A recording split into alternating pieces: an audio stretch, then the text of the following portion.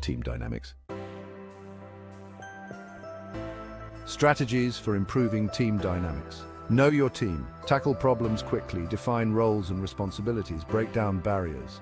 Focus on communication. Watch out for the warning signs of poor group dynamics. When dynamics are poor, the group's effectiveness is reduced. Problems can come from weak leadership, too much deference to authority, blocking groupthink and free riding, among others, which will lead to project progress, lack of productivity, and project failure. What causes poor group dynamics? Group leaders and team members can contribute to a negative group dynamic. Let's look at some of the most common problems that can occur. Weak leadership. When a team lacks a strong leader, a more dominant member of the group can often take charge. This can lead to a lack of direction, infighting, or a focus on the wrong priorities. Excessive deference to authority. This can happen when people want to be seen to agree with a leader and therefore hold back from expressing their own opinions. Blocking. This happens when team members behave in a way that disrupts the flow of information in the group. People can adopt blocking roles such as the joker. This person introduces humor at inappropriate times. Groupthink. This happens when people place a desire for consensus above their desire to reach the right decision. This prevents people from fully exploring alternative solutions. Free riding. Here, some group members take it easy and leave their colleagues to do all the work. Free riders may work hard on their own, but limit their contributions in group situations. This is known as social loafing. Evaluation apprehension. Team members' perceptions can also create a negative group dynamic. Evaluation apprehension happens when people feel that they are being judged excessively harshly by other group members, and they hold back their opinions as a result. The aggressor. This person often disagrees with others or is inappropriately outspoken. The negator. This group member is often critical of others' ideas. The withdrawer. This person doesn't participate in the discussion. The recognition seeker. This group member is boastful or dominates the session. Team decision-making tools.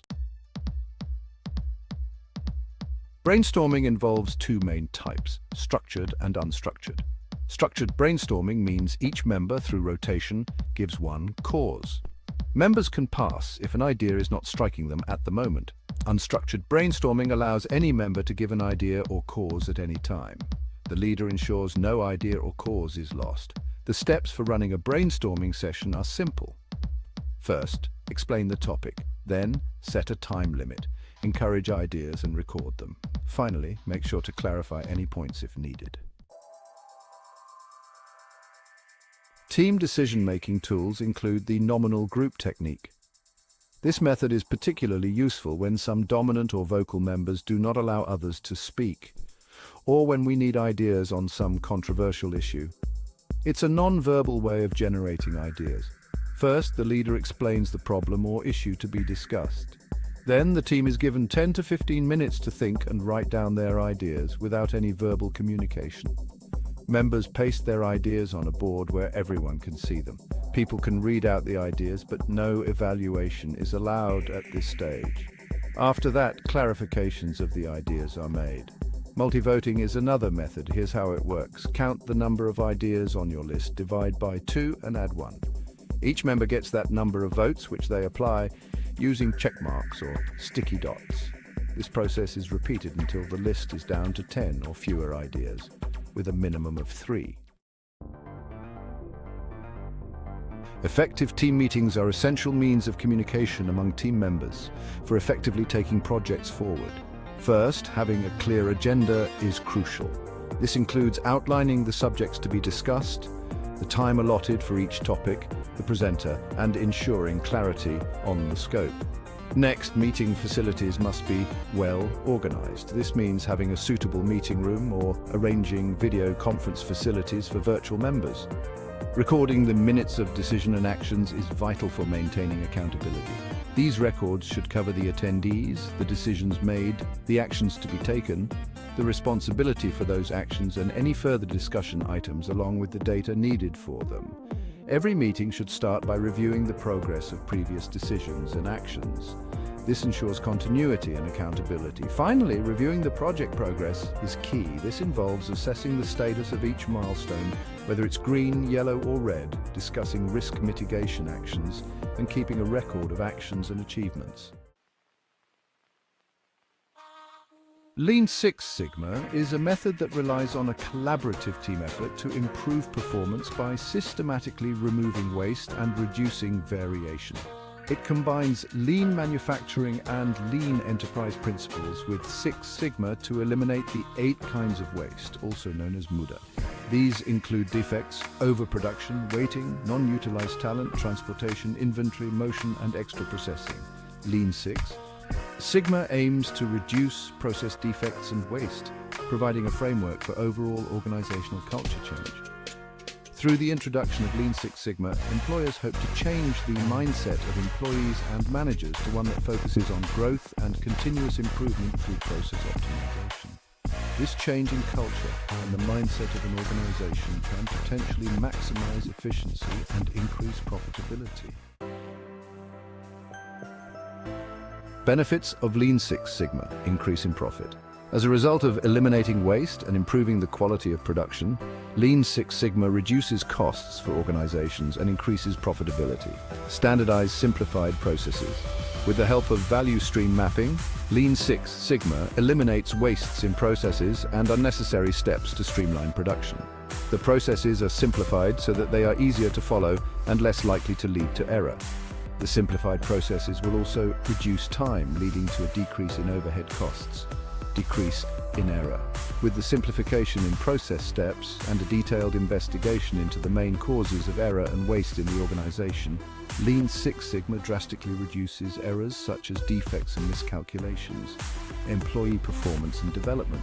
Lean Six Sigma stresses the importance of the ideas and observances of individual employees to the overall success of an organization. With Lean Six Sigma, the feeling of self-importance and significance increases among employees and leads to an increase in motivation and better job performance. Value to customer. Lean Six Sigma allows companies to improve their processes and the quality of their products. In turn, they are able to produce more products at a cheaper price with less error. Customer satisfaction will increase, which will then lead to an increase in customer loyalty. The 5 Lean Principles. Define value. To better understand the first principle of defining customer value, it is important to understand what value is. Value is what the customer is willing to pay for. It is paramount to discover the actual or latent needs of the customer. Sometimes customers may not know what they want or are unable to articulate it.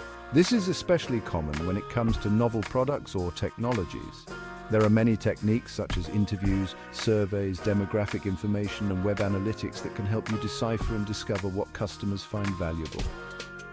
By using these qualitative and quantitative techniques, you can uncover what customers want, how they want the product or service to be delivered, and the price that they afford. Map the value stream. The second Lean principle is identifying and mapping the value stream.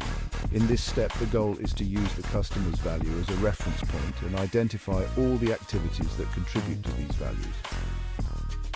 Activities that do not add value to the end customer are considered waste. The waste can be broken into 2 categories: non-value added but necessary, and non-value and unnecessary. The latter is pure waste and that should be eliminated, while the former should be reduced as much as possible. By reducing and eliminating unnecessary processes or steps, you can ensure that customers are getting exactly what they want, while at the same time reducing the cost of producing that product or service. Create flow. After removing the wastes from the value stream, the following action is to ensure that the flow of the remaining steps runs smoothly without interruptions or delays. Some strategies for ensuring that value-adding activities flow smoothly include breaking down steps, reconfiguring the production steps, leveling out the workload, creating cross-functional departments and training employees to be multi-skilled and adaptive. Establish pull. Inventory is considered one of the biggest wastes in any production system. The goal of a pull-based system is to limit inventory and work-in-process items while ensuring that the requisite materials and information are available for a smooth flow of work. In other words, a pull-based system allows for just-in-time delivery and manufacturing where products are created at the time that they are needed and in just the quantities needed. Pull-based systems are always created from the needs of the end customers. By following the value stream and working backwards through the production system, you can ensure that the products produced will be able to satisfy the needs of customers. Pursue perfection. Wastes are prevented through the achievement of the first 4 steps: identifying value, mapping the value stream, creating flow, and adopting a pull system. However, the 5th step of pursuing perfection is the most important among them all. It makes lean thinking and continuous process improvement a part of the organizational culture. Every employee should strive towards perfection while delivering products based on the customer needs. The company should be a learning organization and always find ways to get a little better each and every day.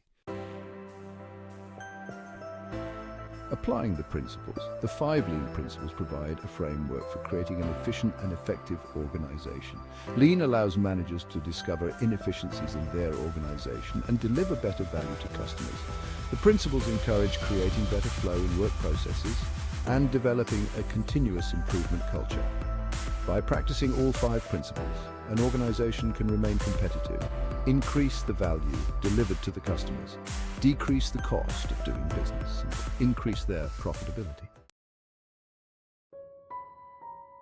Deadly waste transportation.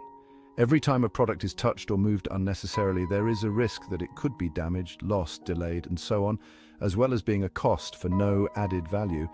Transportation does not add value to the product, that is, it is not a transformation for which the consumer is willing to pay. Inventory. Whether in the form of raw materials, work in progress, or finished goods, inventory represents a capital outlay that cannot yet produce an income.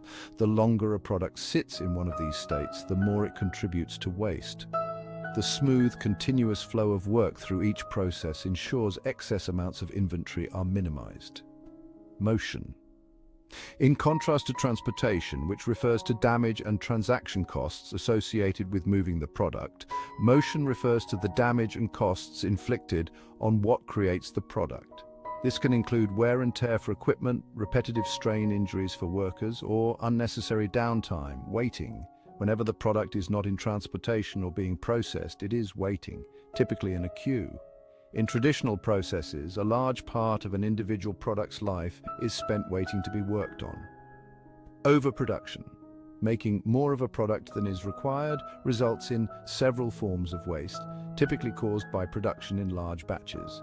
The customer's needs often change over the time it takes to produce a larger batch. Overproduction has been described as the worst kind of waste, overprocessing.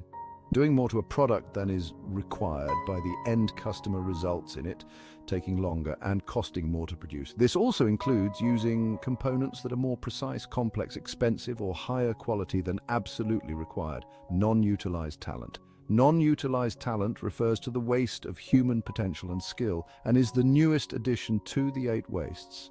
The main cause of this waste is when management is segregated from employees. When this occurs, employees are not given the opportunity to provide feedback and recommendations to managers in order to improve the process flow, and production suffers. Examples include poorly trained employees, lack of incentives for employees, and placing employees in jobs or positions that do not utilize all of their knowledge or skill. Defects. A defect is a product that is declared unfit for use. This requires the product to either be scrapped or reworked, costing the company time and money. Examples include a product that is scratched during the production process, an incorrect assembly of a product due to unclear instruction. Rework. Repeating the same task and work over and over.